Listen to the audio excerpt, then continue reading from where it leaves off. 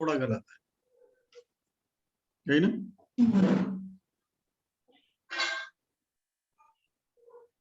अगर may be होता तो वो भी सही था, जैसे ऊपर वाले में मे बी दे रखा है।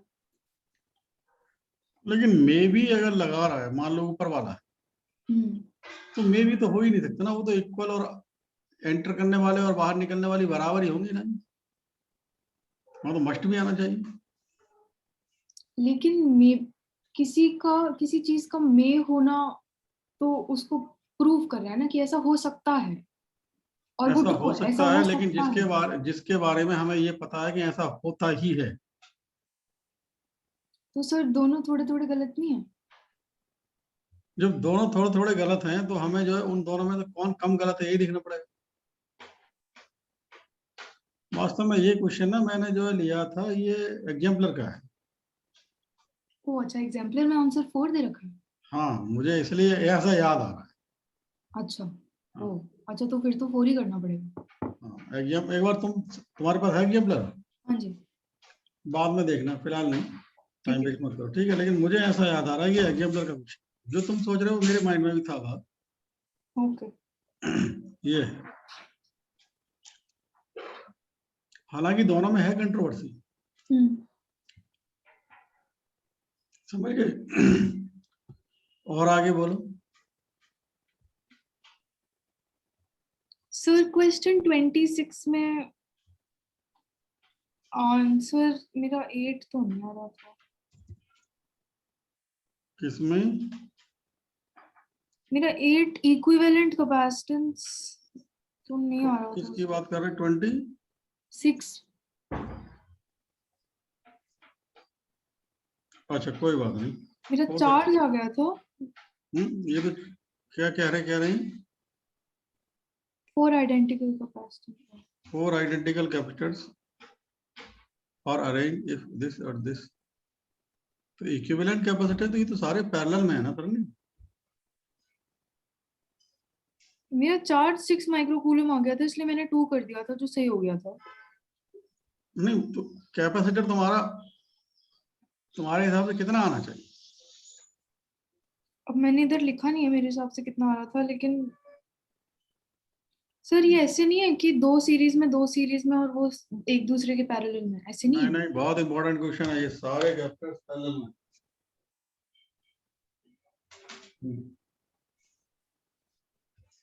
सरन्य, ये सारे अरे कैपेसिटर, सॉरी सर, हाँ सही बात है, क्योंकि सारा पोटेंशियल तो यही है। समझ गई सर, सॉरी भाई सॉरी। जो आपका बी पॉइंट है और सरकमफ्रेंस पर कोई भी पॉइंट ले लो, समझ ये गई, हाँ सब हाँ सेम पोटेंशियल पर होंगे।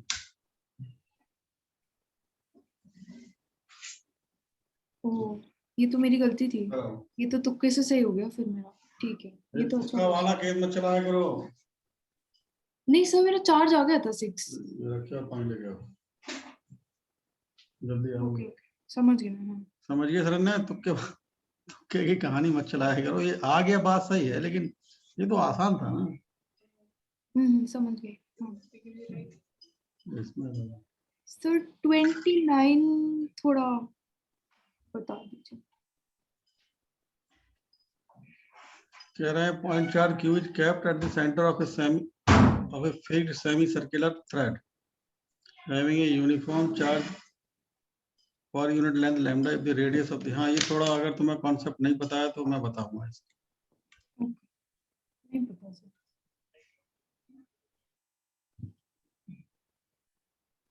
ये है हमारे पास कोई भी एक सेमी सर्कुलर, मतलब सेमी सर्कुलर नहीं, कोई भी सर्कुलर आर्क है, सेमी सर्कुलर नहीं कह रहे। ओके। और ये है सर ने इसका सेंटर,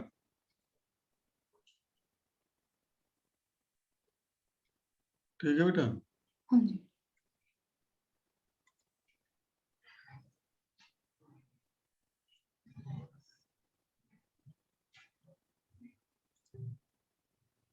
ये एंगल थीटा, और इस पर वॉल्यूम कोई लीनियर चार्ज डेंसिटी लैम्डा। तो सेंटर पर जो इलेक्ट्रिक फील्ड होता है के टू लैम्डा अपॉन आर, ये फॉर्मूला पता था तुम्हें या नहीं? ये पढ़ा हुआ था सर, लेकिन ऐसे याद नहीं था मुझे।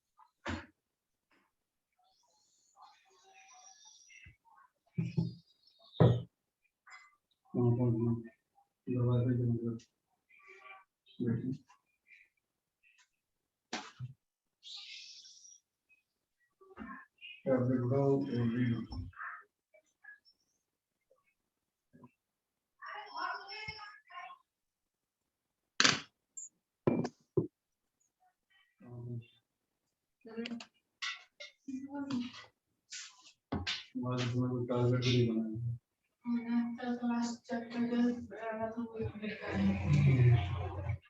बस तो कर दी तो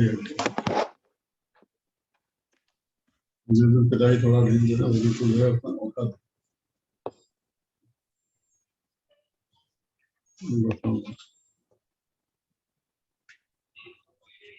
हेलो। हाँ जी सर। तो ये आपका सेमी, अब जो है आपका ये आर्क है, कोई भी आर्क, समझ गए? सर इसका कोई कॉरेस्पॉन्डिंग पोटेंशियल के लिए भी होता है? पोटेंशियल के लिए तो ऐसा कुछ भी नहीं, मतलब होता है लेकिन कोई पढ़ाया नहीं जाता, इसलिए कभी याद नहीं, यार निकल जाएगा, कोई बहुत बड़ी बात नहीं। हाँ हाँ, सुनो सुनो, अरे पोटेंशियल तो बहुत आसान है ना, पोटेंशियल वेक्टर क्वांटिटी थोड़ा ही है, वो तो इस पर जितने, इस पर टोटल चार्ज जितना होगा उन, ओ अच्छा, सीधे के क्यूब आया। हाँ सिर्फ के क्यू अपॉन आ रहा है, नहीं समझे? हाँ सेंटर पे है ना, क्योंकि डिस्टेंस। अब थोड़ा यहाँ ध्यान देना है, अगर ये चार्ज पॉजिटिव तो फील्ड की डायरेक्शन होती है जो आर्क है उसके मिड पॉइंट को सेंटर से मिला, जो आर्क है उसके मिड पॉइंट को सेंटर से मिला दो उसी लाइन के अलोंग, नहीं समझे? हाँ बाहर की तरफ। बाहर की तरफ, और अगर यही निगेटिव होता तो अंदर की तरफ, लेकिन होता उसी लाइन के अलोंग। बोलो। ठीक है सर।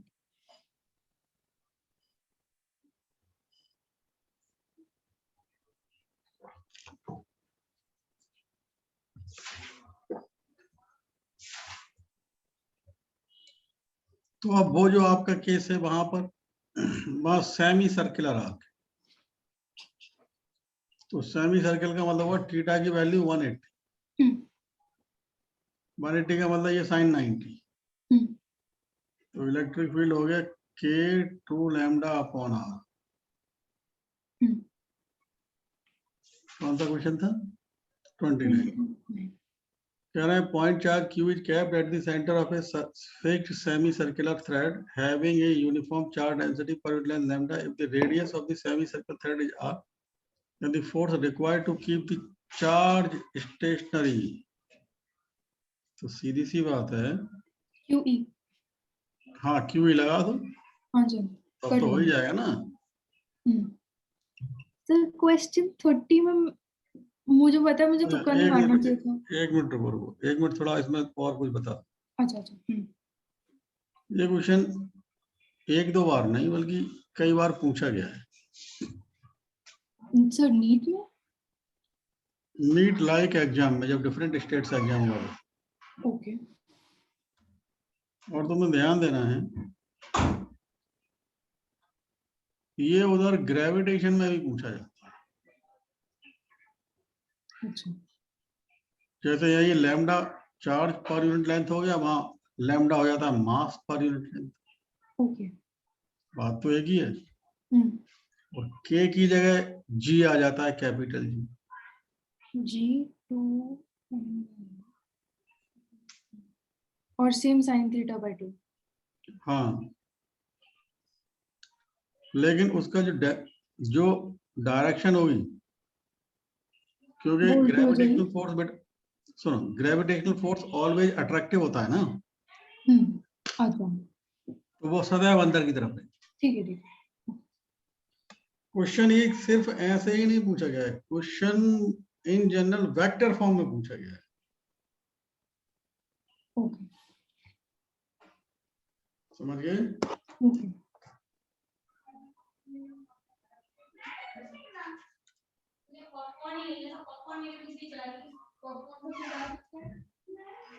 चुनमन देवी और चुनमन दरवाजा बंद करो और चुपचाप पढ़ने बैठो।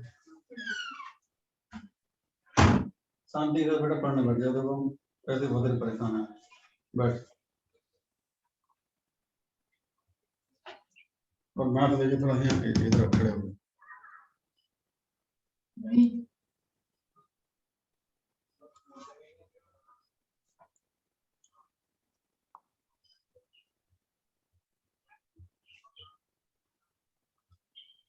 ने कुछ क्वेश्चन ऐसे पूछे गए।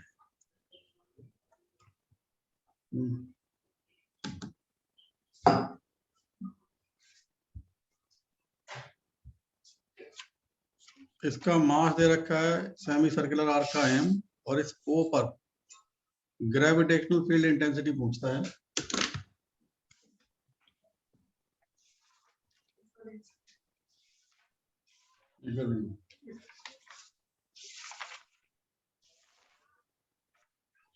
ये हो जाएंगे। ये हम कर लिए थे।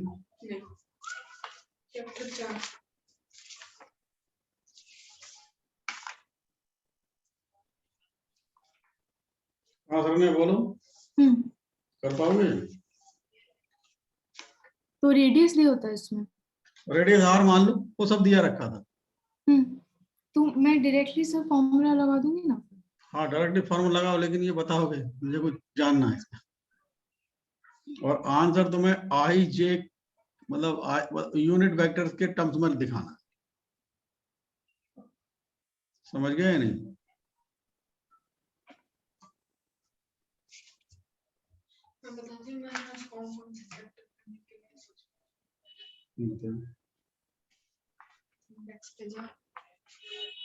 इसके बारे में ये भी करना, ये करना चाहता हूँ। बताइए मैं।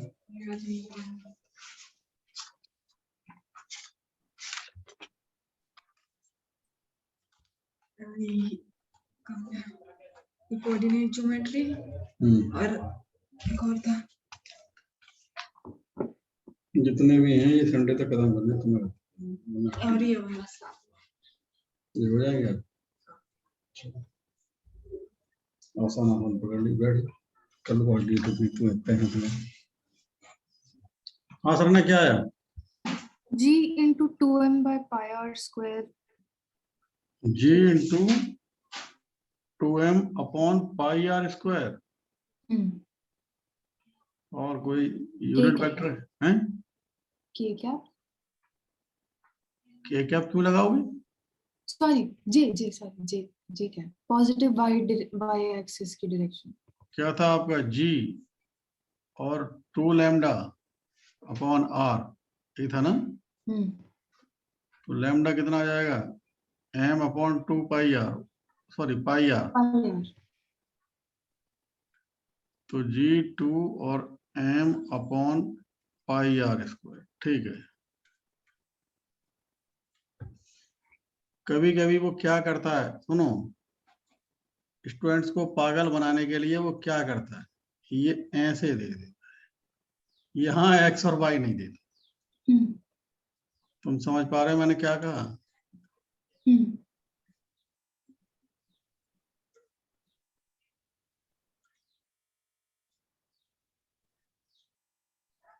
अब बताओ कितना होगा? सर वो कैसे बना रखा है? ये बना के दिया उसने?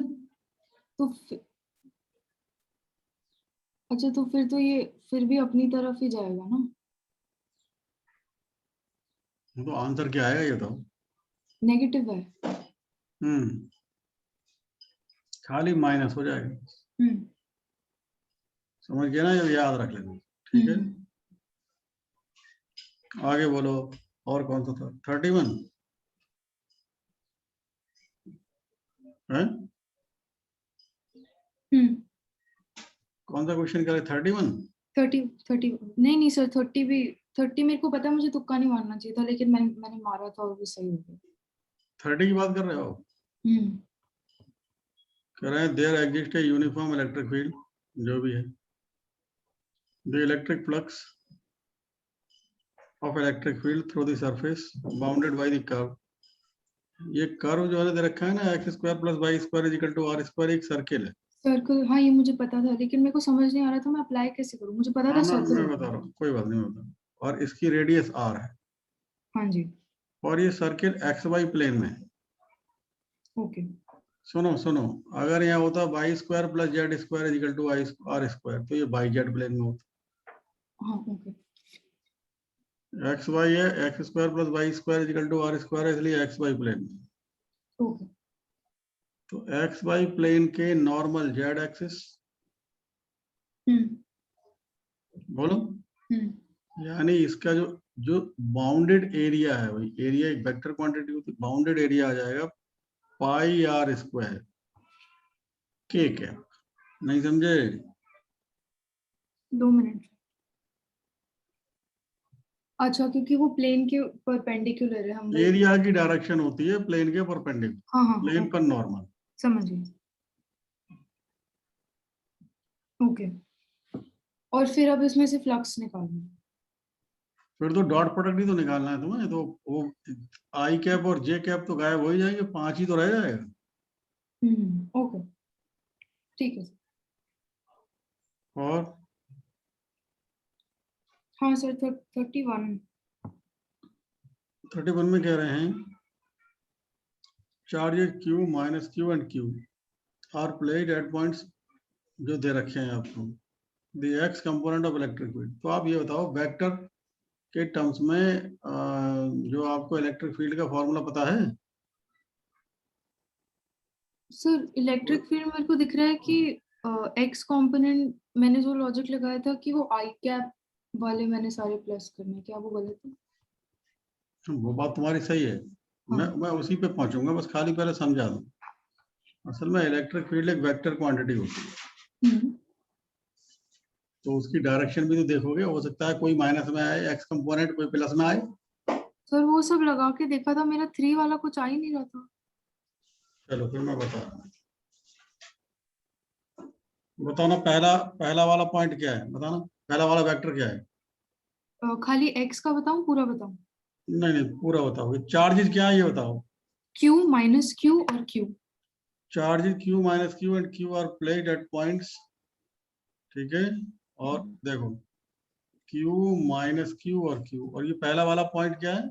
माइनस आई कैप प्लस जे कैप प्लस के कैप। दूसरा बोलो। आई कैप माइनस जे कैप प्लस के कैप। आई कैप प्लस जे कैप माइनस के कैप। और ध्यान दे लो, ओरिजिन पर निकालना है, बोलो। मान लिया हमने इसको A point, B point, C point, और ये सब मतलब यूनिट डिस्टेंस रिप्रेजेंट कर रहे हैं ना? है यूनिट ये को सब रिप्रेजेंट करेंगे? नहीं, मतलब एक यूनिट अगर खाली आई कैप है। नहीं नहीं, सुनो सुनो, तुम गलत कर रहे हो, सुन लो बाप, सुन लो इसको। हाँ इलेक्ट्रिक फील्ड का फॉर्मूला होता है ये, वो 1/4 पाई एप्सिलॉन नॉट को ये लिख लेते हैं, ठीक है। हाँ जी। क्यू अपॉन आर क्यू, और ये आएगा आर कैप, हाँ समझ गए? हाँ जी। अब थोड़ा ध्यान दे लो, जैसे मान लो ये ए पॉइंट है, ये बी पॉइंट है, ये सी पॉइंट, यहाँ चार्ज क्यू है, यहाँ माइनस क्यू है, यहाँ क्यू, तो इसके कारण यहाँ इलेक्ट्रिक फील्ड इस डायरेक्शन में होगा। ये ओ है, तो इसके कारण इलेक्ट्रिक फील्ड होगा ए ओ डायरेक्शन में, ओ ए डायरेक्शन में नहीं। ओके, क्योंकि प्लस क्यू है, अवे फ्रॉम द चार्ज। हाँ, तो ए ओ वेक्टर, इसका मतलब ये जो वेक्टर दिया गया ये ओ ए वेक्टर दिया गया है, ओके। तो ये इसके कारण जो ए ओ आएगा वो ये उल्टा हो जाएगा, आई कैप माइनस का जे कैप माइनस का के कैप। ये समझ में आई नहीं है? क्योंकि अच्छा नेगेटिव उसमें जा रहा है, ओके। बोलो। ठीक है, हाँ समझ गई। हालांकि यूनिट वेक्टर तो सबका √3 आएगा, तीनों का। बोलो। हाँ जी हाँ जी हाँ जी। तो पहले के कारण जो इलेक्ट्रिक फील्ड आ जाएगा वो आ जाएगा KQ/√3 का पावर 1/3। बोलो √3 का पावर 3। और ये आई कैप है तो यूनिट वेक्टर तो 1 ही आ जाएगा ना ये। रुक जाओ, ये आई कैप आएगा नहीं आएगा बोलो, हाँ जी। एक्स डायरेक्शन वाला। तुम बात समझ पा रहे हो या नहीं? हाँ सर, अभी क्योंकि हमें एक्स कंपोनेंट निकालने हाँ, के अब लिए हम बोला एक्स इस। के बारे में सोच रहे हैं, वाई जेड के बारे में नहीं पूछा तो नहीं सोच रहे। हाँ जी। सिमिलरली अगर तुम E2 निकालोगे तो वो नेगेटिव चार्ज, तो उसकी डायरेक्शन यही, मतलब OB अपनी। डायरेक्शन में होगा। हाँ। तो उसका एक्स कंपोनेंट आ जाएगा KQ/3 के पावर 3, और वो आई क्या है बोलो।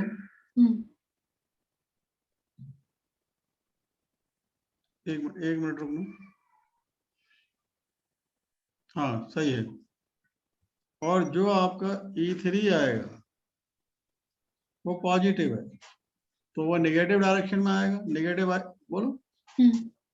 तो वो आ जाएगा KQ/√3 का पावर 3 माइनस आई क्या, बोलो हाँ या ना। सर जो हमने पहला वाला लिया था उसमें आई कैप प्लस आया था क्योंकि हमने माइनस माइनस कर दिया था। हाँ देखो ऐसे समझ लो, AO माइनस का OA होता है नहीं होता। बाई दी वे ये और ये प्लस है, तो ये भी आपका CO होगा, OC नहीं। तो जब CO होगा तो माइनस का OC आएगा नहीं आएगा। हाँ जी। लेकिन पहले वाले में माइनस था आई कैप, ओके समझ गई। इसमें तो माइनस नहीं है, इसमें तो प्लस है तो माइनस आ जाएगा।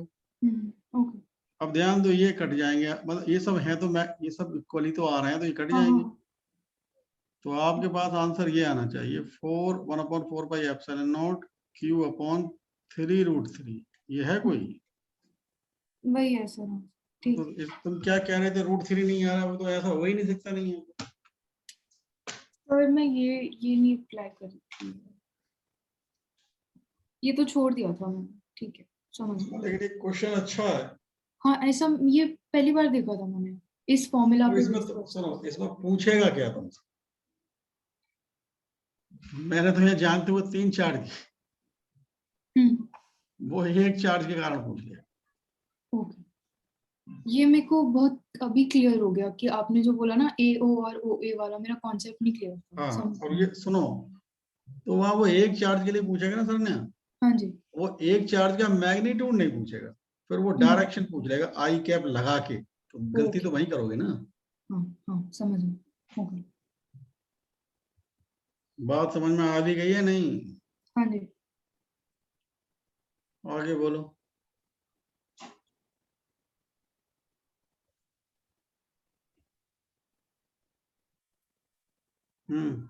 सर 37 छोड़ दिया था मैंने। इसमें वो कैपेसिटर को जब अनइक्वल चार्ज देते हैं। 47 37।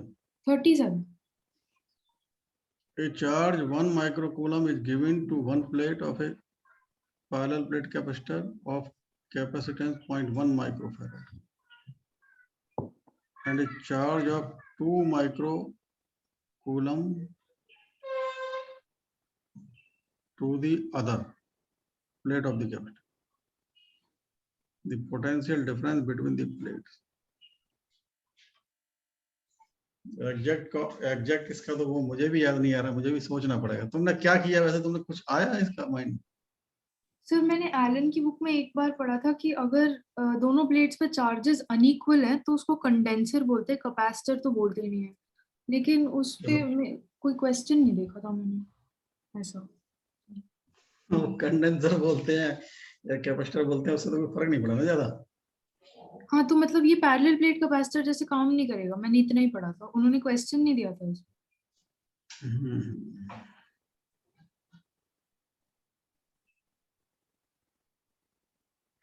मैं बाद में बता पाऊंगा, मेरे को अभी माइंड से स्लिप कर रहा है। ठीक है सर, लेकिन ये याद से मैं भूल जाऊं तो फिर पूछ लेना, ठीक है, ठीक है, पूछो। क्योंकि क्वेश्चन आसान है लेकिन मेरे माइंड में वो मतलब एक छोटा सा पॉइंट भी याद नहीं है। आगे ये 38 कर लिया था। हाँ सर, ये मैंने आपको बोला था मेरे को दिक्कत है, आपने इसलिए ही दिया था, ये मुझे पता चल गया। मतलब 38 हुआ तुमसे नहीं? हाँ हाँ, ये तो मेंटली किया था मैंने। हाँ, क्लियर हो गया। हाँ जी। अब ऐसे तो काफी क्वेश्चन कर लिए ना। अच्छा, ये 40 हाँ, 40 मेरे को पूछना था, छोड़ दिया था मैंने।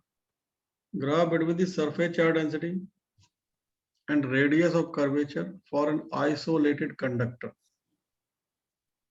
at constant potential H.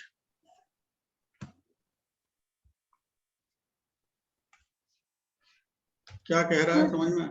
इस मेरे को एक पॉइंट इसमें याद था कि अगर कोई भी कंडक्टर का शार्प एज है तो उस पे चार्ज डेंसिटी उधर ज्यादा होती है। ये तो वो तो बात ही नहीं बन रही ना तुम्हारा। ये तो क्या बोला है, सरफेस चार्ज डेंसिटी और रेडियस ऑफ कर्वेचर पूछा। the graph between the surface charge density and radius of curvature for an isolated conductor at constant potential constant है। हालांकि पोटेंशियल तो देखो, पोटेंशियल कांस्टेंट होने का मतलब समझ रहे हो, ये स्फेरिकल की तरफ जा रहा है, क्योंकि स्फेरिकल सरफेस का हर एक जो पॉइंट होता है वो सेम पोटेंशियल बनाता ओह अच्छा, मैं तो गलत समझ रही थी फिर। ओके। है। रहेगा नहीं रहेगा वो, हाँ।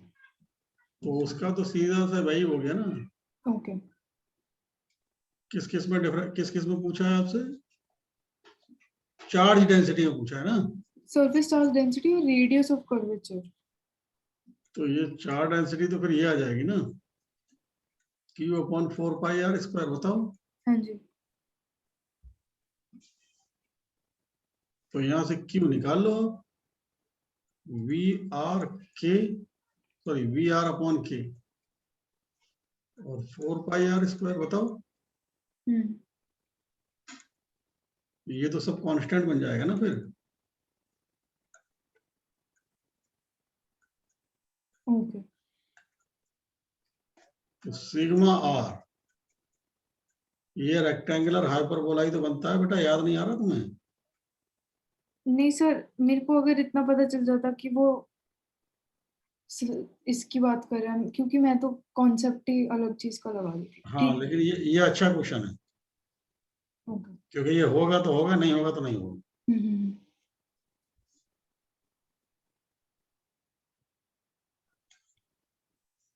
और बोलो।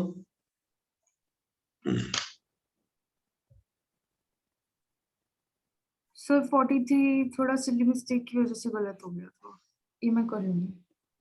लेकिन 43 बहुत इंपॉर्टेंट कॉन्सेप्ट क्वेश्चन है। मतलब ये ऐसा है कि ये सेवरल टाइम रिपीट हुआ है। मतलब मैंने एक एग्जाम में नहीं, कई एग्जाम में देखा। कह रहे हैं if on the concentric hollow spheres of radii r and r the charge q is distributed such that the charge density are same, then the potential at their common center. बोलो। ये sir आपने बता रखा है मुझे कि बाहर की वजह से अंदर एक चार्ज इंड्यूस होगा, उसकी वजह से भी मेरे को ध्यान रखना है, ये मैं कर लूंगी, ये सिली मिस्टेक थी। कंडक्टिंग है ये, देखना पड़ गई। सरफेस चार्ज डेंसिटी दे रखा है ऐसा नहीं कंडक्टर। नहीं नहीं, मतलब कुछ बोला है कि दोनों स्फीयर कंडक्टिंग है या नहीं है? नहीं सर। देखो, अगर नहीं बोला है तो ये मान के चलोगे कि नहीं,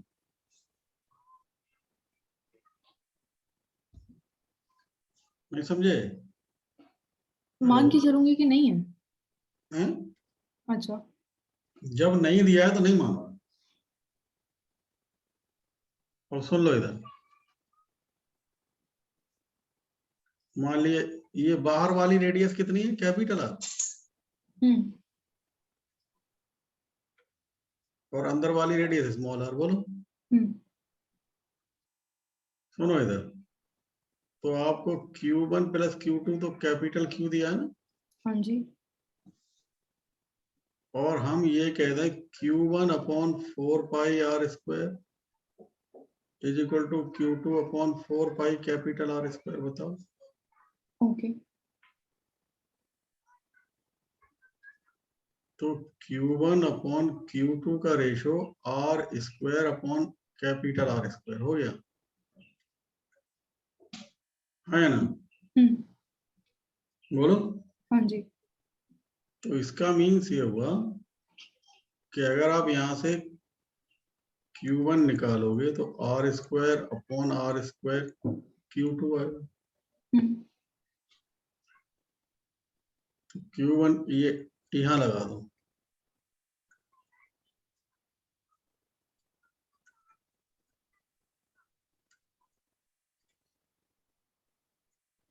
तो Q2 क्या आ जाएगा? QR square upon R square plus R square नहीं आ जाएगा? और Q1 आ जाएगा small r square upon capital R square QR square upon, बोलो। ओके समझे आप?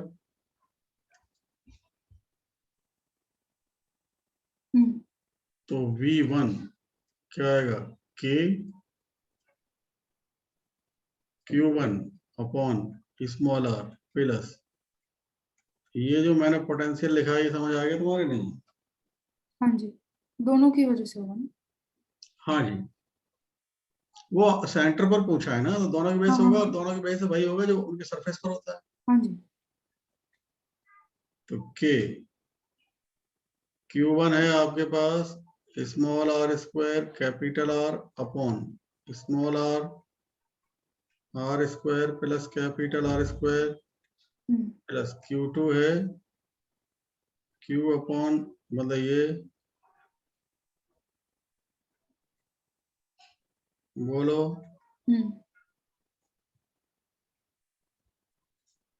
अब तो हो ही गया।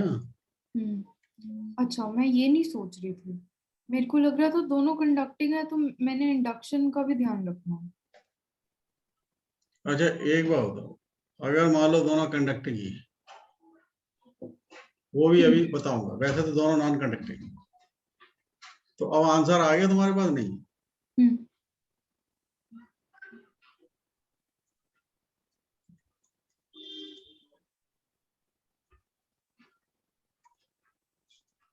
देखो मैच करके यही आंसर। हाँ जी ये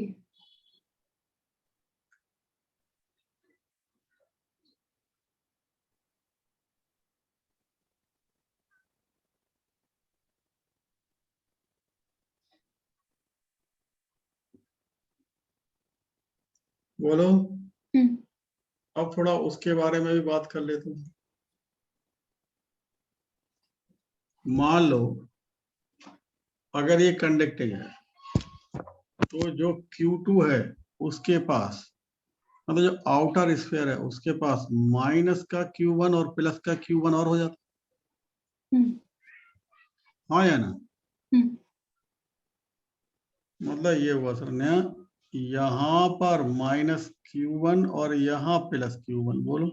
मैं समझ गई सर। हाँ उसके कारण पोटेंशियल पे फर्क नहीं पड़ना चाहिए ना, क्योंकि नेट चार्ज तो हमेशा Q2 रहेगा। हाँ, उनके कारण पोटेंशियल निकालते भी तो वो रेडियस तो इक्वल ही है ना। हाँ सुनो सुनो सुनो, यहाँ पर फर्क कब पड़ता, वो एक कहानी खत्म कर देता हूँ थोड़ा और पॉजिटिव नोट के साथ, ये मिटा दूं बाकी का। हाँ जी अगर ये जो बाहर वाला स्फीयर है इसकी दो रेडियस होती है, बोलो। शेल जैसा होता है। हैं? सेल शेल जैसा। जैसे। तो अब देखो Q1 के कारण क्या आएगा? माइनस का K Q1 upon R plus का K Q1 upon R,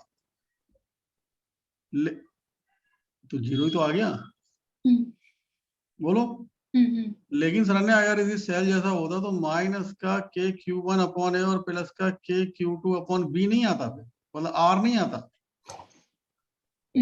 sir अगर, अच्छा मेरे को आपसे इस बारे में भी पूछना, अगर शेल में इंडक्शन हो रही है तो वो इंड्यूस चार्ज शेल पे अंदर जो भी, वाली, हाँ लो मैं अभी ये मिटा देता हूँ, अब उसके बाद समझा देता हाँ जी हूँ।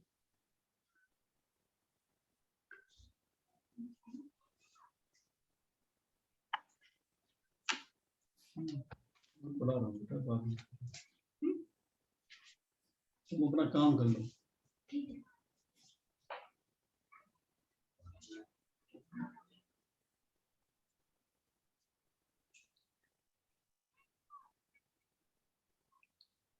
देखो सर ने, हाँ जी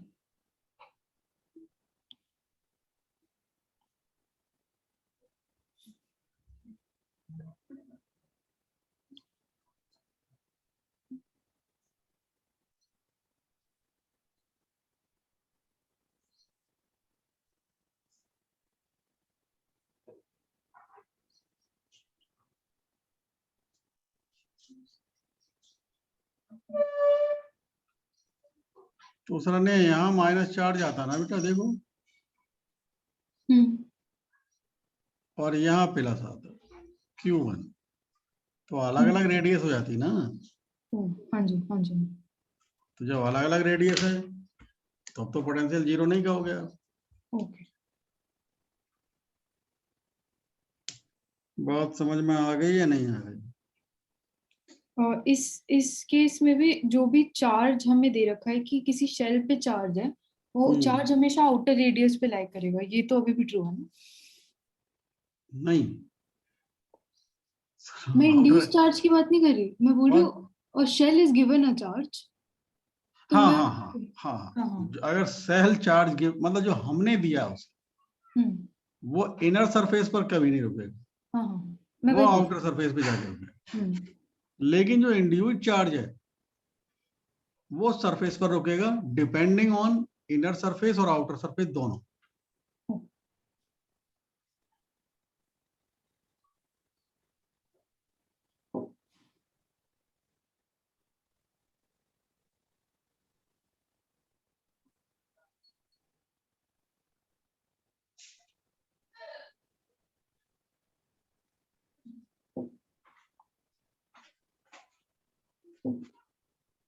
सर ठीक है।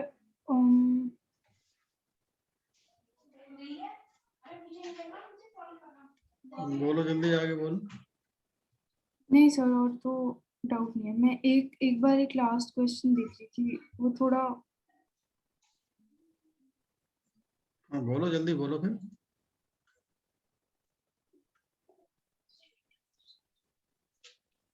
सर एक क्वेश्चन है ना जिसमें इंड्यूस चार्ज पूछ रहे हैं, ठीक है, इलेक्ट्रिक फील्ड कौन सी डायरेक्शन में होगा, मैं एक बार बस वो ढूंढ रही हूँ। क्वेश्चन है तुम्हारे पास? हाँ सर इधर ही है एक बार, क्योंकि वो सही हो गया था फिर मैंने देखा नहीं था वापस, लेकिन मेरे को डाउट था उसमें। नहीं, इसी पेपर में है या अलग है? हाँ जी इसी पेपर में। देखो मुझे तो याद नहीं आ रहा।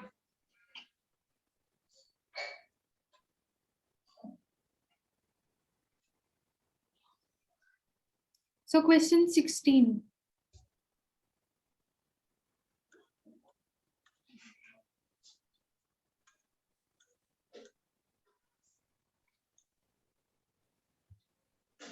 A point charge plus Q is placed at a distance d from an isolated conducting plane. Plane नहीं,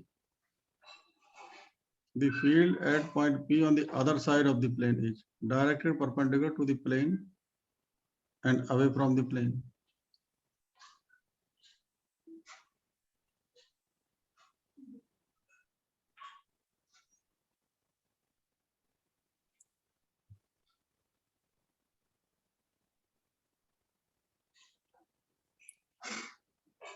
इसमें मैंने सीधा सीधा इंडक्शन वाला कॉन्सेप्ट लगा दिया था कि जो क्यू के पास है उसके साइड पे नेगेटिव आएगा और दूसरे साइड पे उतना ही पॉजिटिव आ जाएगा, इसलिए directed away from the plane and perpendicular. क्या ये लॉजिक सही था? हाँ लॉजिक सही है, लेकिन एक और हायर फिजिक्स में पढ़ा जाता है, इसे हम इमेज मेथड कहते हैं, वो भी ऐसे ही निकलता है जैसे तुम बता रहे हो, गलत नहीं है, सही है। अच्छा सर, तो ये फिर मैंने आपसे पिछली क्लास में एक बार क्वेश्चन पूछा था, आपने पिछले टेस्ट में दिया था कि कंडक्टिंग शीट पे सिग्मा बाय एप्सिलॉन नॉट क्यों होता है? आपने कहा था आप समझाएंगे। ओहो, यानी वो रह गया ना। अब तुम एक काम करना, मुझे ना ये तुम नोट डाल देना मुझे व्हाट्सएप मैसेज। क्वेश्चन रहता है मतलब। हाँ, ये 2 क्वेश्चन रहते हैं, क्योंकि ये दोनों ही बातें तुम्हारे लिए बहुत इंपॉर्टेंट है। मैं भूल जाता हूँ, फिर मैं अब इस जो कंडक्टर वाला जो अभी अभी रिसेंटली पूछा, इसको कैसे एक्सप्लेन करूँ, थोड़ा मैं ये अभी माइंड में डिसाइड नहीं कर पा। ठीक है। ठीक है, लेकिन वो कॉन्सेप्ट में अधिकतर बच्चे फंसते हैं, इतना मुझे पता है। तो मैं थोड़ा सोचूंगा तब मैं बताऊंगा कि मैं ऐसे तुम्हारे सामने वो रिजल्ट पे बनाऊं। समझ में आया नहीं? Okay sir.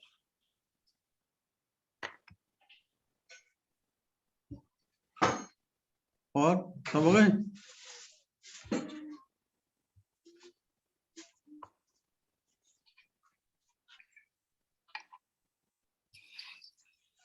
हम क्या कर रहे थे वो तो हम खत्म ही कर लिए थे एक तरीके से। करंट इलेक्ट्रिसिटी का तो क्वेश्चन नहीं पूछे थे हम अभी। पिछले टेस्ट में पूछे थे सर, उसमें काफी गलत था। मतलब लाइव आपस नहीं में पूछे। डिस्कस नहीं किए ना। और मुझे लग रहा है इसमें सबसे ज्यादा प्रॉब्लम तुमको होती है पोटेंशियोमीटर में। सर कभी कभी किरचॉफ्स में भी दिक्कत है। कोई बात नहीं, लेकिन पोटेंशियोमीटर में है या नहीं? हाँ हाँ है। हम्म।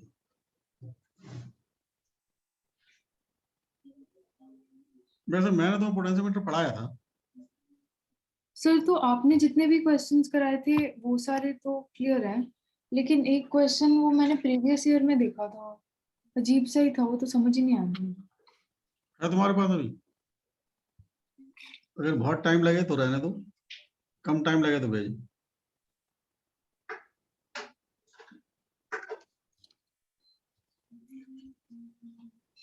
सर 2 मिनट लगेंगे क्या आपको?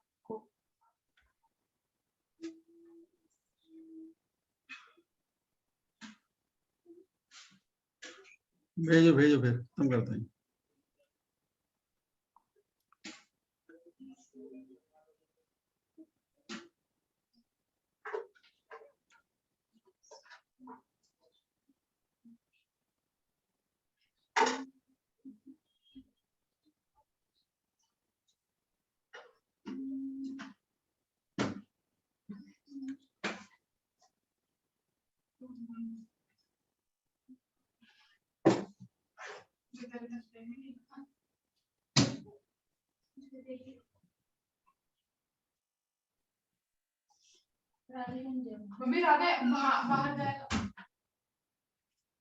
थोड़ा बहुत अकल भी सीख लो बेटा, तुम अपना काम कर लो।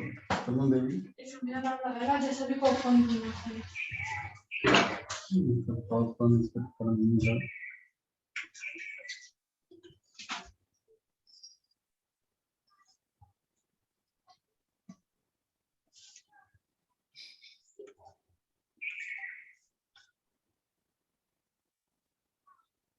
मिल गया सर। मिल गया, भेज दो।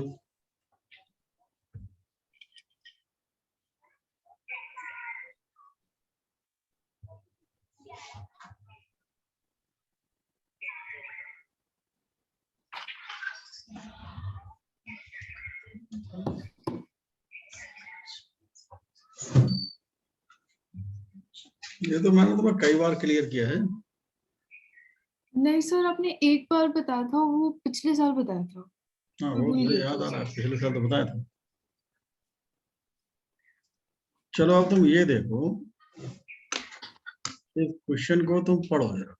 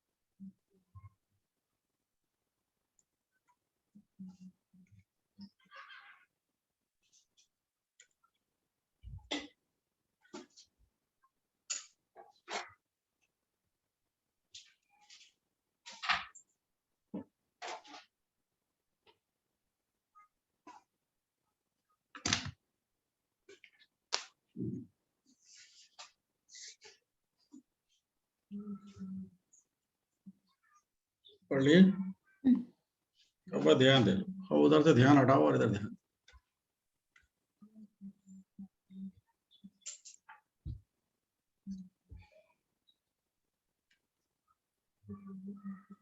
जो नीचे वाला सर्किट है सिर्फ उस पर अपना सेंट्राइट करो।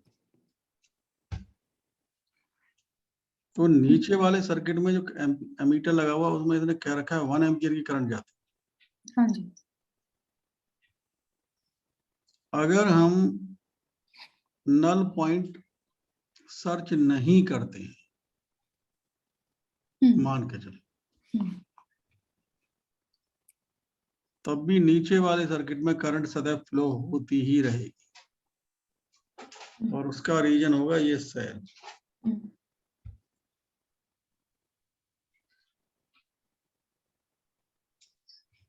बोलो। हाँ जी।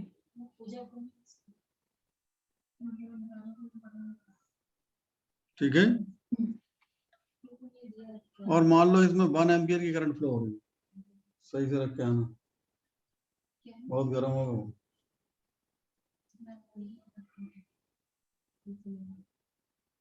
ले जाओगे कभी गिरा दो।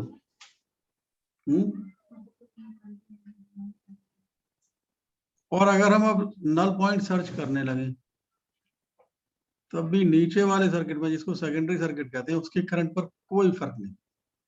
हाँ जी। बोलो। हाँ। ये बात क्लियर है? अब ध्यान दे, अब हमने लगा दिया ये एक करंट फ्लो हो रहा है, नल पॉइंट सर्च किया, तो मैं तो यहाँ सिंपल वे में लिख रहा हूं,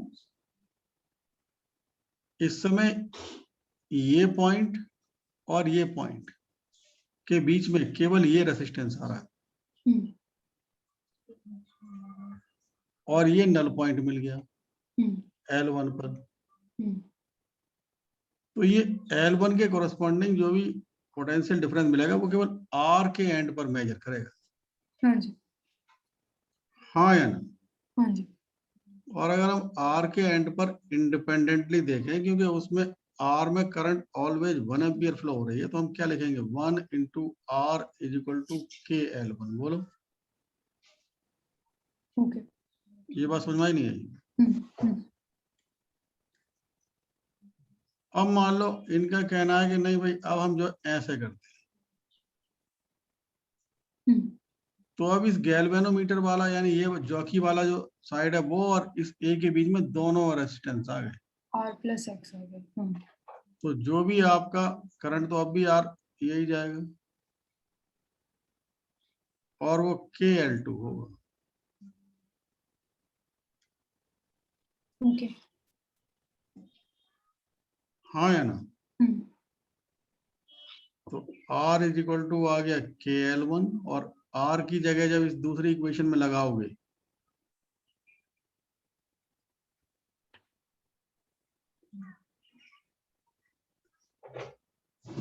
बोलो।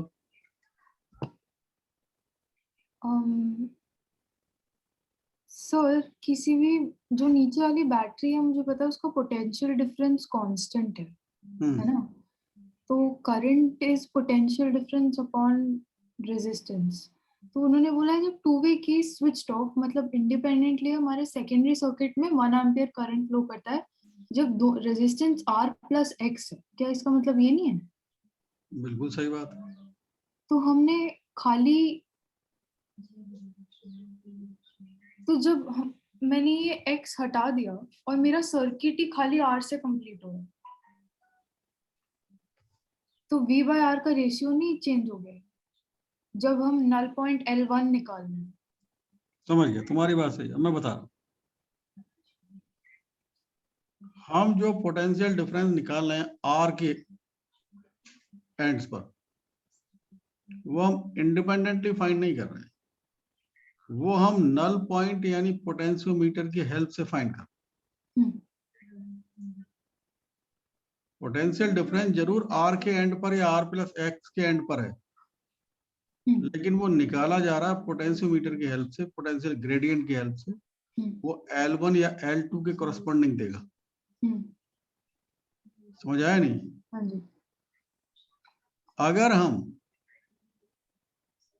केवल और केवल सेकेंडरी सर्किट में के थ्रू पोटेंशियल डिफरेंस फाइंड करते तो वो केवल ये आ रहा है, ये, क्योंकि हमें तो पता है करंट आई है 1 एम्पियर है और रेजिस्टेंस R है, तो V इक्वल टू IR यहाँ लगा सकते हैं, वहां थोड़ी लगा, ये आ रहा है, देख लो।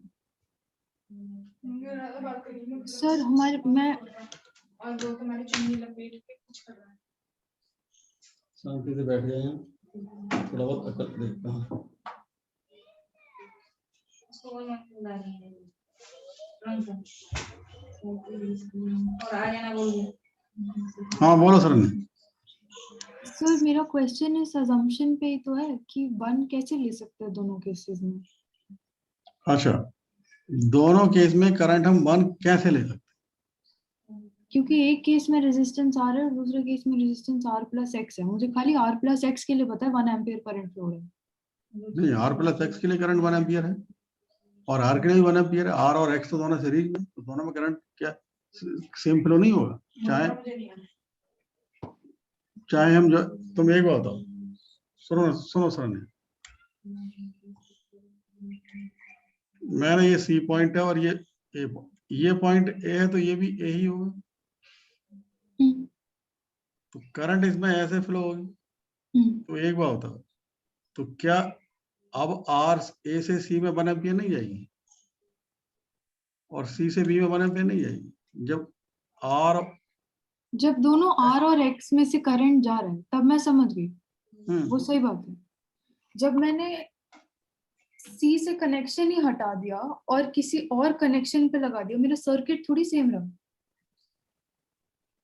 वो इस सर्किट के अंदर जब R और X कनेक्टेड है, मैं समझ गई कि जब दोनों कनेक्टेड है दोनों में से 1 एम्पियर जाएगा।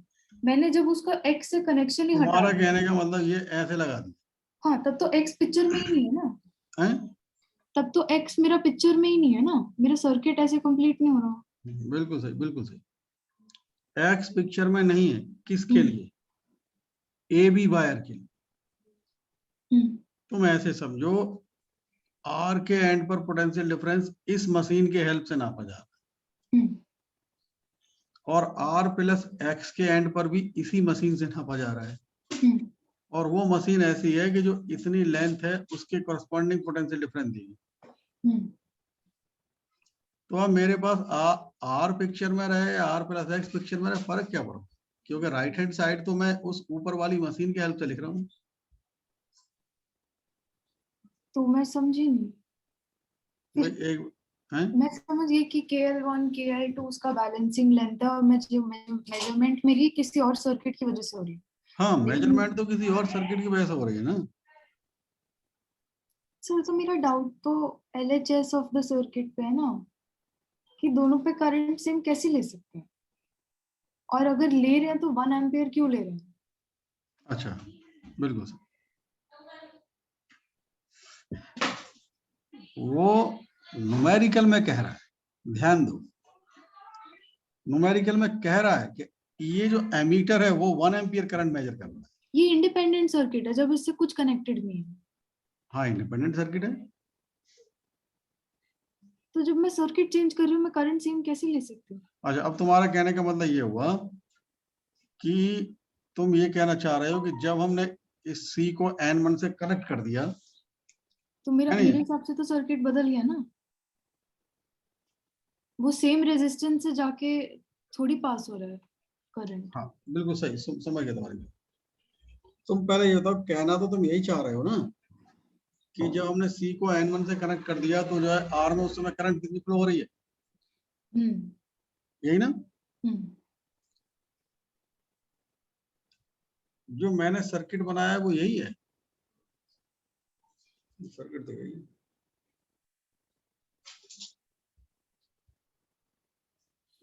हाँ सर, सर्किट तो कुछ ऐसा ही है। सर्किट तो ये है।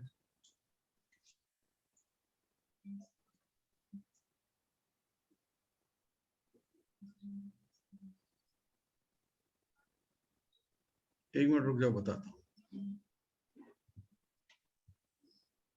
तुम्हारा केस LHS से है। हम्म,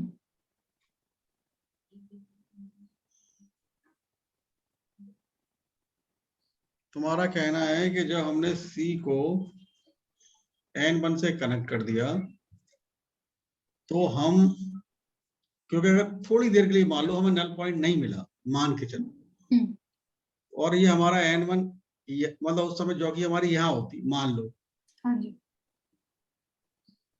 तो इस हाँ देखो सर ने, जब हमें नल, हम तो उस पॉइंट की बात कर रहे हैं जिस पर हमें नल पॉइंट मिलता है। हाँ, और नल पॉइंट क्या कहता है, गैल्वेनोमीटर में होगा कोई करंट फ्लो नहीं हो रहा है, हम्म, और गैल्वेनोमीटर यहाँ लगा होता है। हम्म, तो जब नल पॉइंट मिल गया तो आर से होके, थोड़ा और समझो, जब नल पॉइंट नहीं मिला है हम्म, उस समय आर से होके करंट, जो इसका अपना सेल है, इसके कारण भी फ्लो होगा और ऊपर से भी कुछ आएगा। हम्म, लेकिन जब हमें गैल्वेनोमीटर में नल पॉइंट मिल गया हम्म, तो ये वाला करंट तो जीरो ही हो जाता है ना, तभी तो यहाँ नल पॉइंट दिखाता है। ओ अच्छा, हाँ हाँ हाँ हाँ, फिर तो ये उसका तो तो रोल ही सही है। खत्म हो जाता है ना। हाँ समझ गई, ओके। बात हाँ समझ में आ गई नहीं आ गई? हाँ हाँ हाँ हाँ, समझ गई। तो फिर तो हम तो उसी मोमेंट की उसी पॉइंट उसी मोमेंट की बात कर रहे हैं। हाँ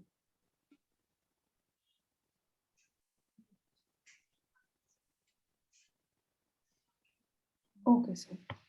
अब क्लियर हो गया? हम्म, अब मैं यार, तुम्हारे पास और कोई न्यूमेरिकल है तो बताओ, वरना मैं कुछ और न्यूमेरिकल दूंगा इसी पर। बताओ, मैं बनाऊं? सर आज पोटेंशियोमीटर पे मत बनाइए, मैंने रिवाइज नहीं किया एक्चुअली। नहीं, तुम्हारे रिवाइज उस बात पे मत डराएगा, उस बात पे मत जाओ। हम्म, तुम रिवाइज करके आओगे तो ज्यादा प्रॉब्लम, मतलब ज्यादा प्रॉब्लम का मतलब है तुम्हारे रिवाइज करने ना करने से कोई फर्क नहीं पड़ेगा, डाउट जो रिवाइज करने के बाद भी रहेंगे। हाँ, जो डाउट है वो तो है ना, हम्म, है नहीं?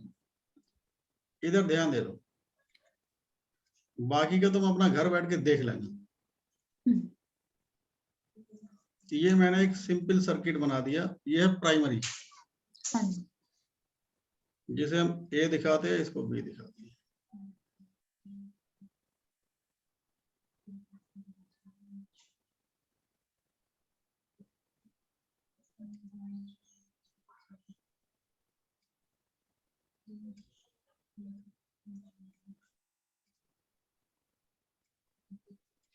बनाओ जरा फिगर।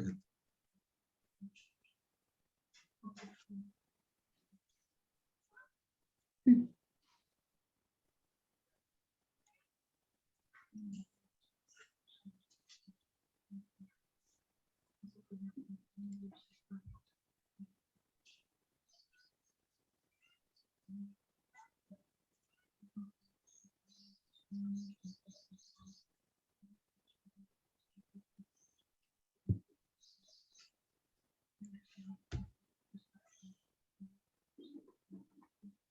हमसे पूछा है सर ने, जब गैल्वेनोमीटर में नल पॉइंट मिल गया है, जो अभी हम डिस्कस कर रहे थे, ये उसी का नया फॉर्मेट दिया। हम्म, जब गैल्वेनोमीटर में नल पॉइंट मिल गया हम्म, तो आपसे पूछ रहा है ये, भाई वही वाली लेंथ जो किसी balancing length,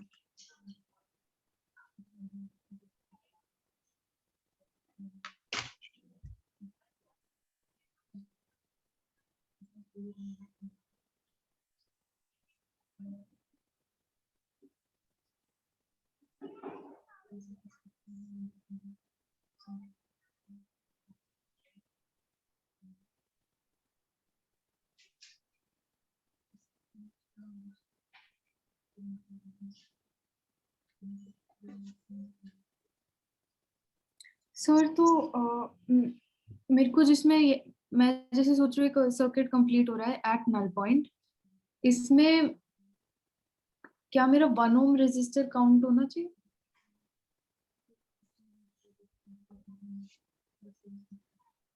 one ohm resistance count होना चाहिए, नहीं होना चाहिए, ये कह रहे हैं ना? क्योंकि अभी हमने जो कॉन्सेप्ट पढ़ा उसके हिसाब से मेरा बाहर की वजह से करंट आएगा नहीं, तो ये सर्किट तो पूरा हो जाएगा। थोड़ा आगे और बोलो। तो मेरा सर्किट पूरा होने की वजह से मेरे पास करंट 1 एम्पियर आएगा नीचे वाले सर्किट में नीचे वाले सर्किट में। सही सही सोच रहे हो, तो सही है। अच्छा, अब इसके आगे तो बोलो। तो फिर मैं सीधा sir V into I equals V by L into balancing length कर लूंगी ना? इस बात को दोबारा बोलना। मेरे को जो V इंटू आई इधर से मिलेगा, मेरा जितना इधर 5 वोल्ट अगर बैटरी है और मेरी 1 एम्पियर करंट है, हम्म उसको मैं बैलेंसिंग लेंथ ऑफ जितना पोटेंशियल डिफरेंस ऊपर है that is 20 upon 5 metre into balancing length करूँ, क्या वो सही होगा? इसका रेसिस्टेंस मैंने 5 ओम दे रखा है बायर एबी का। तो फिर मेरा पोटेंशियल अक्रॉस दिस चेंज हो गया ना?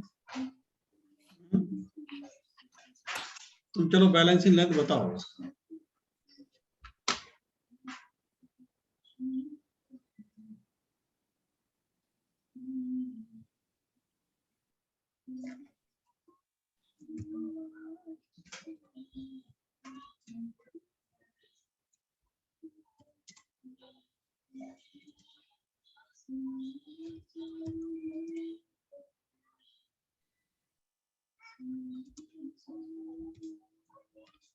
टू बाय 5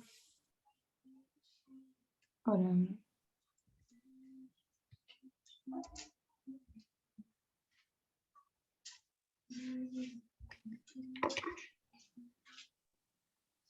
तुमने पोटेंशियल ग्रेडियंट निकाला, कितना आया? पोटेंशियल ग्रेडियंट मेरा 20/8 आया, 20/8 इंटू 5।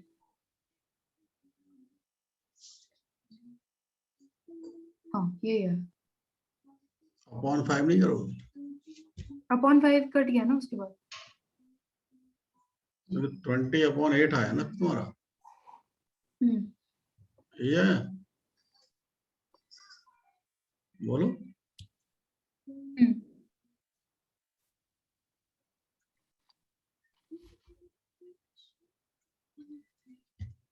उसकी के तुम्हारा ये आया नहीं है? मेरा आंसर 2/5 आया सर। अरे के तुम्हारा इतना आया नहीं है। V by L 20/8। हाँ चलो अब इधर देखो। अब तुमने के यानी 5/2 मल्टीप्लाइड बाई एल यही किया ना? इधर क्या लिखे? 5 हम्म V इंटू आई किया था मैंने, और मेरा करंट 1 एम्पियर आ रहा है और इसका वोल्टेज 5 है। तुमने इधर 5 लिखा है या कुछ और? 5 लिखा। गलत, तभी तो क्वेश्चन दिया गया। अच्छा ओके। क्या लिखा जाएगा वो समझो, ध्यान दीजिए। जब सेल से होके यानी नीचे वाला सेल अपने आप में एक कंप्लीट सर्किट बना रहा है, यानी जिस मोमेंट पर गैल्वेनोमीटर में करंट 0 है, लेकिन सेल से फ्लो होने वाली करंट 0 नहीं है। हाँ या ना? हाँ जी। हाँ, गैल्वेनोमीटर में करंट 0 है तो इधर से आने वाली करंट जो इस सेल से पास हो रही है वो 0 है उस मोमेंट पर जब नल पॉइंट मिल गया। यस और नो? हाँ जी। जो अभी ऊपर वाली क्वेश्चन में यही तो बात किए थे। हाँ जी। समझ गए नहीं? हाँ जी। इसका मीन्स ये हुआ ये सेल हमारा यूज में है। जब ये सेल यूज में है तो हम इसका टर्मिनल वोल्टेज यूज करेंगे, वो अलग बात है। अब वो कितना आएगा ये देख लेते हैं। V is equal to I r, I1 और R है 4 वोल्ट आएगा। ये बात समझ में आई या नहीं?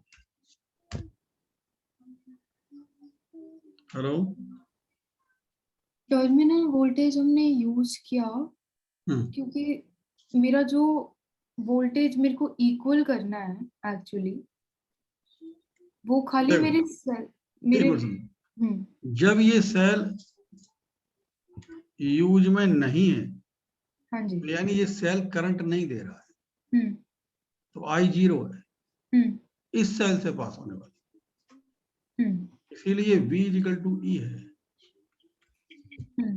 लेकिन गैल्वेनोमीटर में करंट जीरो होने का सेंस ये नहीं है कि सेकेंडरी सर्किट में करंट जीरो। ओके,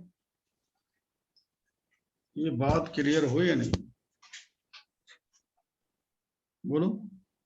ओके, इसीलिए हमारा आंसर, अब इसको थोड़ा दिमाग से एनालाइज करो कि क्या ये बात आपके समझ में आई या नहीं।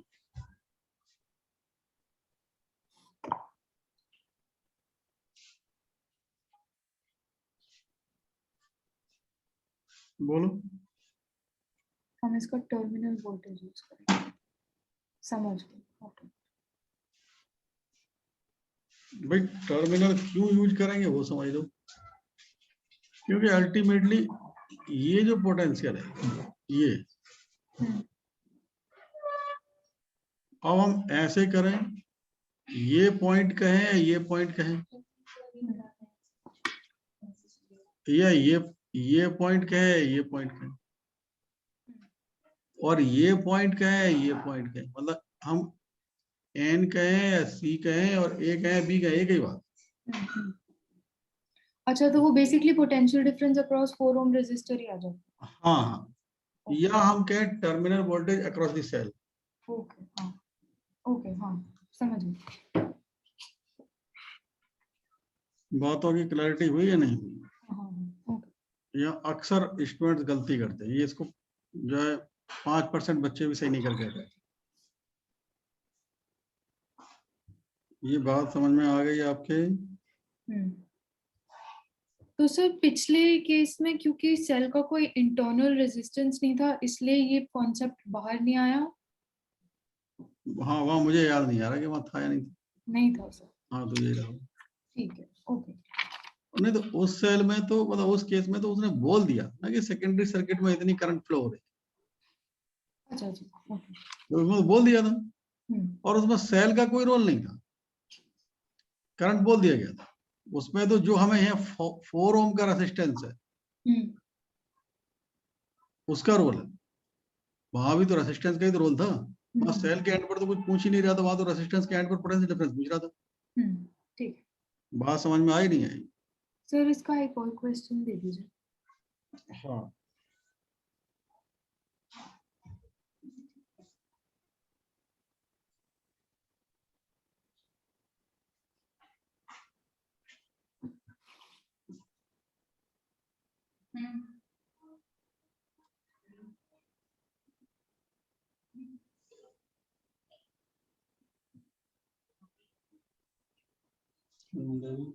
जिस दिन पापा की तबीयत ठीक नहीं होती है उस दिन खूब अपना फुल फॉर्म मांगती है। जब भी बेटी हो तो मैं ज्यादा समझदार होना चाहिए, वही तो दुर्भाग्य है हमारा।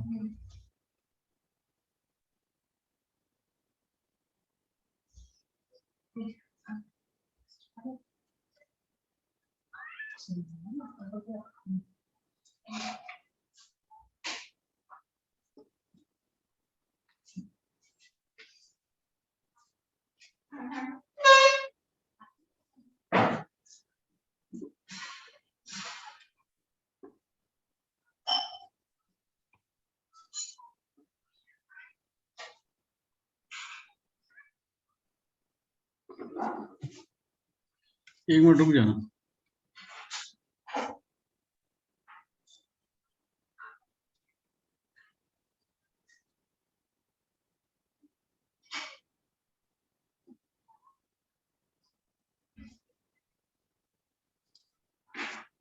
अभी नीचे वाला मत बनाना तुम, एक मिनट।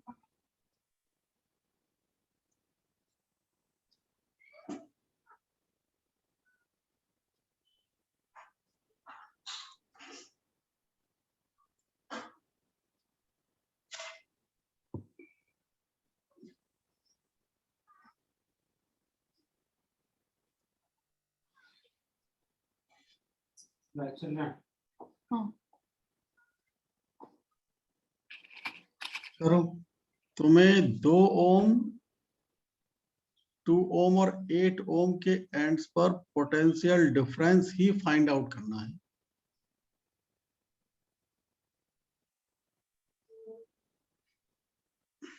एक मिनट सर, रुकना रुकना, क्या नहीं, 2 ओम और 8 ओम के लिए नल पॉइंट फाइंड कर। मतलब मेरे को in general total null point ही फाइंड करना है ना। हाँ, लेंथ बता दीजिए सर, कितना लेंथ? लेंथ है ये 5 मीटर मान।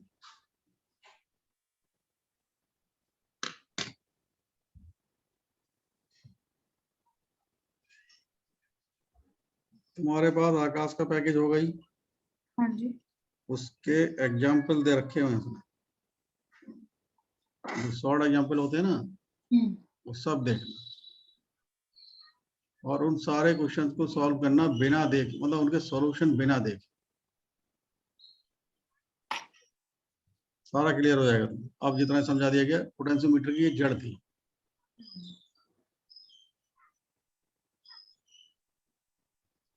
तो सर इसमें तो कोई फर्क नहीं पड़ना चाहिए ना टर्मिनल वोल्टेज का?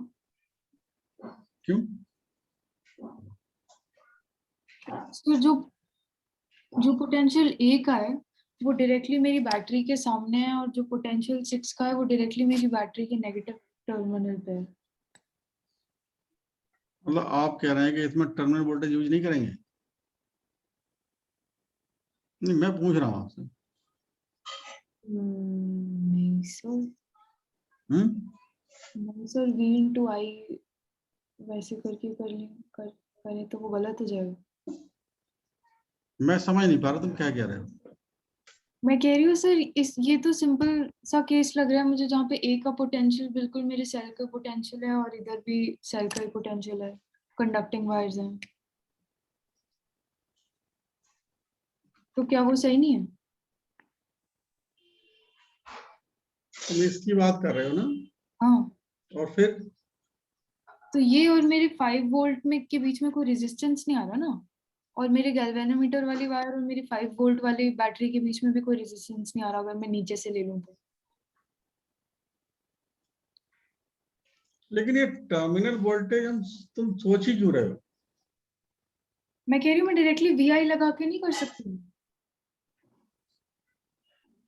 चलो तुम बताओ, हो सकता है मैं नहीं समझ पा रहा तुम क्या कर, तुम बताओ क्या है। पहले तो मुझे इंडिविजुअली ये बताओ तुम्हारा के कितना आएगा, वो जरूरी है, क्योंकि वो अगर पता लग जाए तो आधा काम हो जाता है। 6/5। 6/5। हाँ, सही तो है। 5/2 इक्वल्स 6/5 L1 आ रहा है। अच्छा, अब आगे बोलो। 6/5 L1, और इसे किसके इक्वल करो? 5/2।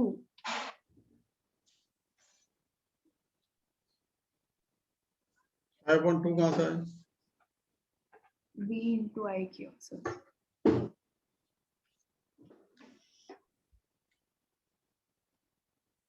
इसमें करंट अब कितनी फ्लो होगी? इसमें करंट जब कुछ भी नहीं है तो V/R दैट इज 5/10। 0.5 एम्पियर। हम्म। तो इस एंड के, इन दोनों के बीच में पोटेंशियल डिफरेंस कितना आएगा? तो सर आपने मेरे से फाइनल पोटेंशियल डिफरेंस पूछा ना? नहीं, मैंने ये पूछा था इसके कोरस्पॉन्डिंग L1। आपने जहाँ पे गैल्वेनोमीटर लगाया वो पूरे सर्किट के अक्रॉस लगाया था सर। गैल्वेनोमीटर ऐसे लगाया, लग गया। तो ये पूरा सर्किट नहीं हो गया? हो गया। मुझे ये बताओ तो फिर ये L1 है तुम्हारे पास, सुनो सुनो, वो मैं तुम्हारी बात समझ गया। नहीं नहीं नहीं, मैं तुम्हें कंफ्यूजन हो रहा है, समझ गया मैं। हाँ, मैंने ये कहा था सान्या, ये गैल्वेनोमीटर यहाँ दिखाया जरूर है, लेकिन ये गैल्वेनोमीटर की पोजीशन यहाँ ऐसे आएगी, नहीं समझे आप? ओ अच्छा, मैंने तो ये कहा था इंडिविजुअल, इंडिविजुअल के लिए, नहीं समझे? अच्छा तो अच्छा, आप मेरे को जो मैं बोल रही थी, क्या उसका आंसर 5/2 सही है? 5/2 = 6/5 L1। मैं तो तुम्हारी बात ही नहीं समझ पा रहा, तभी तो मैंने रिपीट किया। आपने जैसे इनिशियली बनाया था हाँ ठीक है, उसके लिए। तो उसके लिए तुम्हारा करंट आया था 0.5 हाँ जी। मल्टीप्लाइड बाई 10, तो ये वोल्ट। आता 5, ये 5 आता, तो L1 तुम्हारा 25/6 आता, मतलब L की वैल्यू जो भी कह लो, L1 कह लो।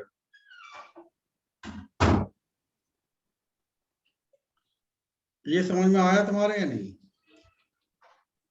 V इंटू आई किया सर आपने। B इंटू आई किया तो वो 5 आया। 5/2 क्यों नहीं आया? 5/2 कैसे आएगा भाई? मैं तो जब अगर इस पोजीशन में, तो ये दोनों रेसिस्टेंस काम आएंगे। तो मेरा करंट आया 0.5। 0.5, और ये 10 नहीं है। V इंटू आई है ना सर, I 0.5 है और V 5 है।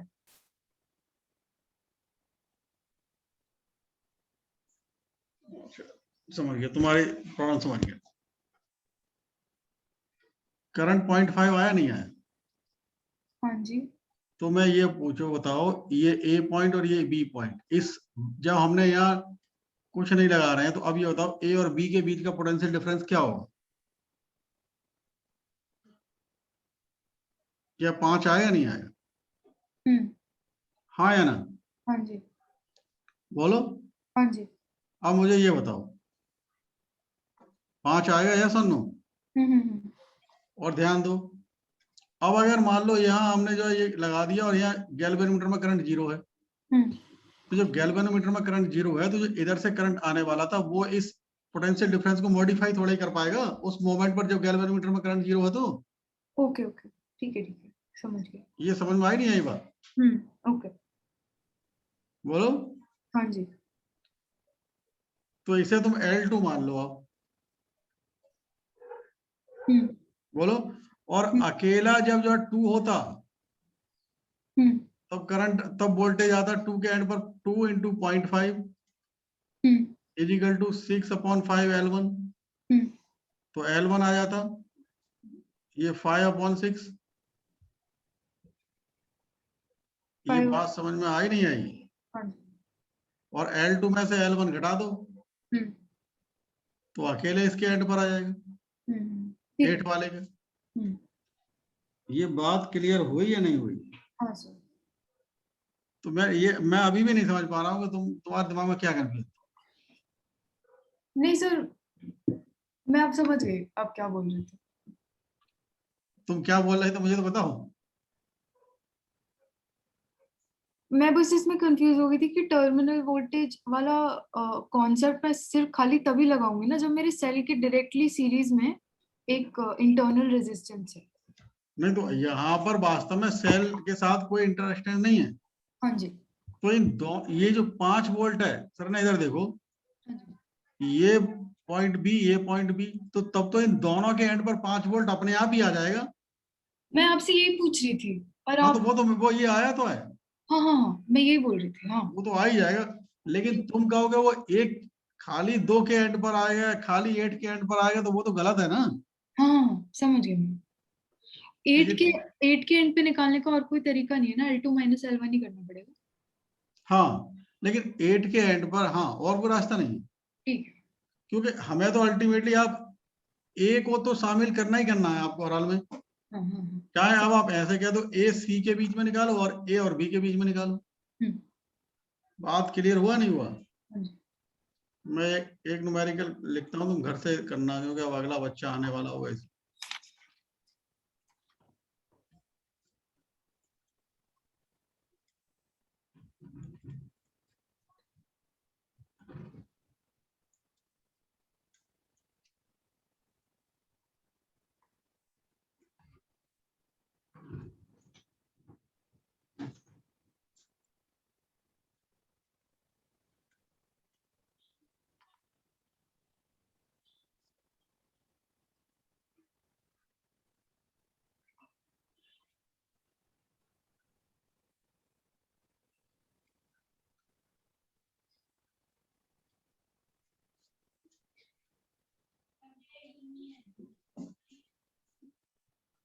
वरना इसके 3 आंसर निकालने हैं तुम्हें। हाँ जी। सुनो इधर, हाँ जी। एक बार K1 क्लोइड है, दूसरी बार K2 क्लोइड है, K1 ओपन है। पहली बार में K1 क्लोइड K2 ओपन, दूसरी बार में K2 क्लोइड K1 ओपन, और तीसरी बार में दोनों क्लोइड। तो तुम्हें उस समय नल पॉइंट की पोजीशन फाइंड करनी। ठीक है। बात समझ आ पा रही है या नहीं? हाँ जी। ठीक है। ओके। अब अगली क्लास में आने से पहले जो तुम्हारा मैंने बताया आकाश के जितने आकाश के पैकेज में जो सॉल्ड और अनसॉल्ड जितने भी दे रखे हैं, स्पेशली जो सॉल्ड है, लेकिन वो बिना देखे सॉल्व करनी है। ठीक है। तुम्हारा सारा इसका झंझट खत्म हो जाएगा, कभी नहीं। ठीक है। सबसे ज्यादा बच्चे इसी में फंसते हैं, जो भी बताया। ओके। बात समझ गए? हाँ जी। ठीक है, अब रख दो।